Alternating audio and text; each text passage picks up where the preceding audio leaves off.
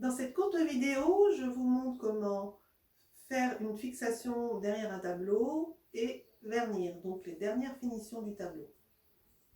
Alors, pour fixer la toile, il faut des pitons, une vrille, une équerre et un petit crayon. Alors, d'abord, je vais prendre des marques sur la toile pour savoir où fixer mes petits pitons.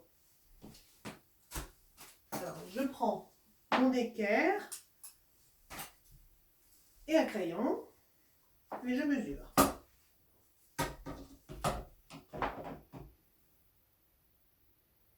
Donc je fais à environ, c'est une grande toile à 15 cm. Enfin. Je prends ma vrille, c'est donc un petit outil qui est pointu, qui permet de pré-percer le trou. Ce sera plus facile après pour fixer les pitons. Donc, il faut bien appuyer.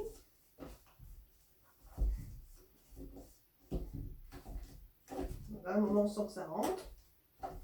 On tourne, on tourne, on tourne. Je vais visser les pitons. Alors ici, à la campagne, j'ai pas beaucoup de matériel, donc c'est des petits pitons. Il vaudrait mieux qu'ils soient légèrement plus grands.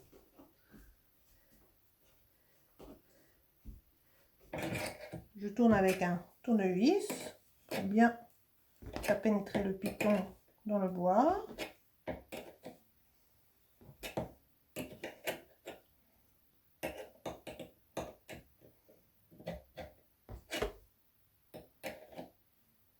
Voilà, je vérifie, c'est bon. Ensuite, je vais fixer une cordelette en métal. Alors pour terminer mon accrochage, j'ai toujours mon fil, des bagues de serrage qui vont me permettre de bien fixer le fil, et puis cette pince qui va me permettre d'écraser la bague de serrage. Voici notre fil en métal, je ne sais pas si vous le voyez bien, et donc je vais le fixer entre les deux pitons qui sont là et là.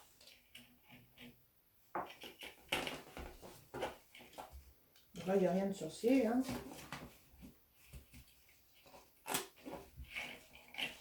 Je m'aide, comme ça, le fil en métal, c'est un peu plus dur, donc je m'aide de ma pince pour le faire. Pour bien serrer. Voilà. Je tourne une ou deux fois. Alors, surtout, avant de mettre l'autre côté, il faut passer la bague de serrage dans le fil.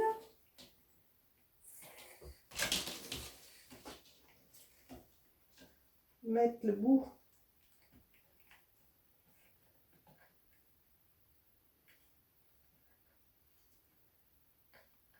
voilà, et là on serre très fort pour écraser la bague de serrage.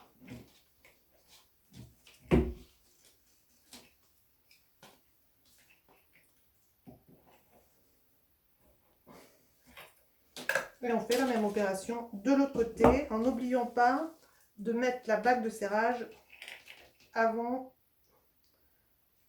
de passer le fil dans le piton, sinon après vous ne pourrez plus fermer votre fil. On tire bien,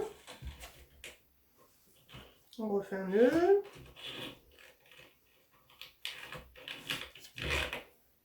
on se set de la pince éventuellement.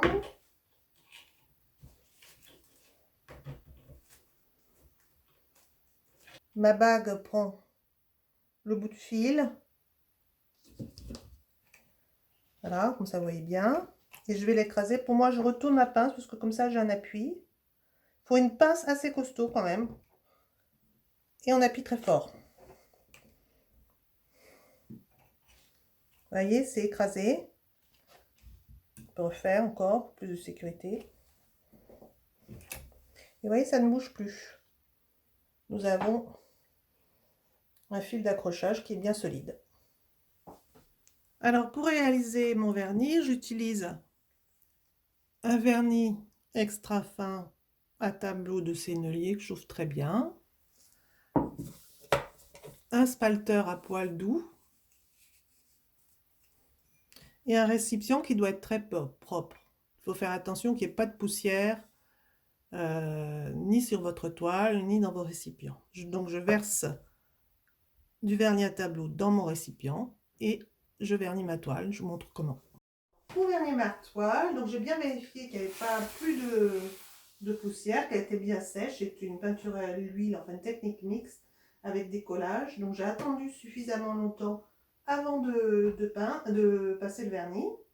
Donc le principe, c'est de passer des fines couches de vernis. Donc une première série de paraplats verticaux par exemple, et ensuite paraplats horizontaux. On y va. Alors il faut que ça soit bien éclairé pour qu'on vérifie que le vernis est bien étalé sur la toile.